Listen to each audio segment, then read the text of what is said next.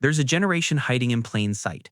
Not the boomers who supposedly broke everything, not the millennials who won't stop talking about it, not Gen Z, whose every habit gets dissected on morning news panels. There's a generation sandwiched between all of them, largely ignored, rarely studied, and quietly running the world anyway.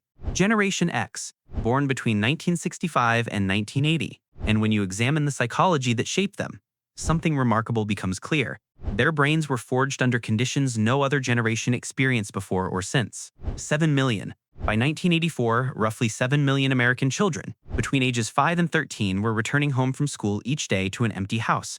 No parent, no caregiver, just a key on a string around their neck and a silent living room.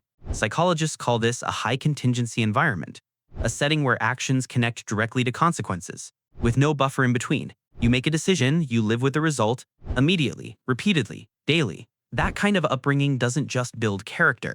It restructures neural architecture. Children raised this way develop hypervigilant forward thinking, the cognitive habit of scanning 3 steps ahead for what might go wrong.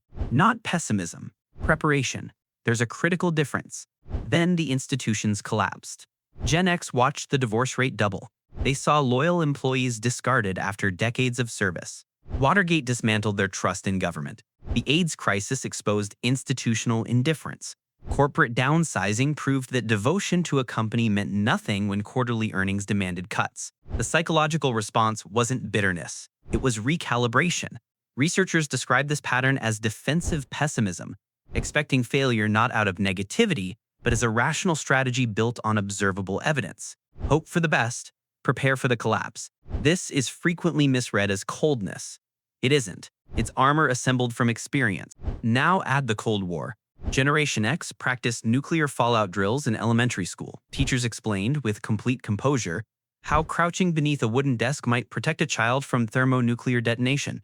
Adults spoke openly about civilizational collapse, then told children not to worry about it. The psychological outcome of that contradiction? Ironic detachment. The capacity to hold catastrophe at arm's length through humor. To laugh not because something is funny, but because the alternative is paralysis. This is where Gen X's signature wry, flat affect originates. Not apathy, but a learned survival mechanism against a world that presented genuine existential threat while demanding emotional calm. This is why they disappeared from social media. Not because they don't understand it. Gen X built the internet. They understand the architecture better than most people using it. They simply remember something the younger generations never experienced. Privacy as a default state. When your embarrassing moments faded naturally, no screenshots, no algorithmic resurrection, you learned that visibility and vulnerability were the same thing. That lesson doesn't unlearn itself. What's left is a paradox. Generation X is simultaneously the most fiercely independent and the most quietly loyal demographic in the modern workforce. They won't ask for help. They've been solving their own problems since childhood. But if you need them, they appear. No announcement, no social media post about what good people they are. They just handle it. They don't manage by authority, they manage by competence. They don't seek validation, they seek results. They are, in the truest psychological sense, a bridge generation absorbing pressure from both sides, holding structure together, requiring nothing in return. And the most Gen X thing about all of this? They already knew you weren't paying attention, they just didn't need you to.